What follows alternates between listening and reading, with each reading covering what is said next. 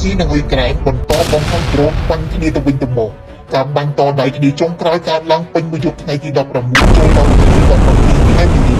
នេះបើយោងទៅតាមការបញ្ជាក់ពីមន្ត្រីនៃប្រទេសទាំងពីរដែលស្រុកផ្សាយដោយទូរទស្សន៍ BBC នៅយប់ថ្ងៃច័ន្ទប្រធានការិយាល័យប្រធានាធិបតីអ៊ុយក្រែនលោកអ៊ីនជេម៉ាបាននិយាយថារុស្ស៊ីបន្តវាយប្រហារអ៊ុយក្រែនដូច្នេះអ៊ុយក្រែននឹងបន្តកំដររុស្ស៊ីឆ្លើយតបទៅនឹងការវាយប្រហារទាំងនោះរហូតដល់លោកប្រធានាធិបតីរុស្ស៊ី Vladimir Putin ព្រមបញ្ឈប់សង្គ្រាមកងកម្លាំងប្រដាប់អាវុធអ៊ុយក្រែនបាននិយាយថាគ្រាន់តែក្នុងមួយយប់ថ្ងៃទី16ខែមីនា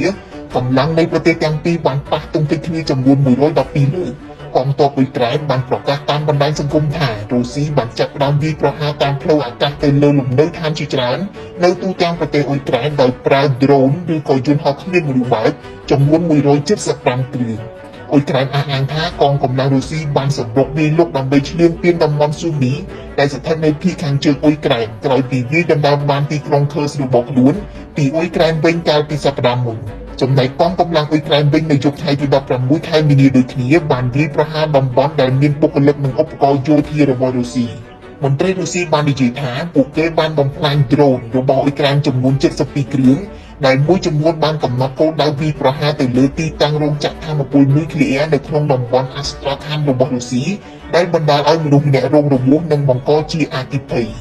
ការបាញ់គ្នាបណ្ដោះដៃនេះធ្វើឡើងស្របពេលដែលអ៊ុយក្រែនព្រមទទួលយកសំណើប័ណ្ណឈប់បាញ់រយៈពេល30ថ្ងៃប៉ុន្តែរុស្ស៊ីមិនទាន់យល់ព្រមដោយទាមទារឲ្យអ៊ុយក្រែនធ្វើសម្បទានមួយចំនួនលោកដូណាល់ត្រាំក្រុងជជែកតាមទូរស័ព្ទជាមួយនឹងលោកពូទីននៅថ្ងៃអង្គារសប្តាហ៍នេះក្នុងនោះលោកអះអាងថារួមមានប្រធានបទបែងចែកទឹកដីនិងរោងចក្រថាមពលផងដែរក៏ប៉ុន្តែសហភាពអឺរ៉ុបឯណោះវិញយល់ថារុស្ស៊ីមិនមានឆន្ទៈបញ្ចប់សង្គ្រាមនេះទេហើយដូច្នេះហើយរុស្ស៊ីនៅតែបន្តទាមទារសម្រេចឲ្យបានគោលដៅនៃការធ្វើសង្គ្រាមពោលគឺការក្តោបផ្ដាប់យកទឹកដីអ៊ុយក្រែនដែលសម្បូរទៅដោយធនធានរ៉ែ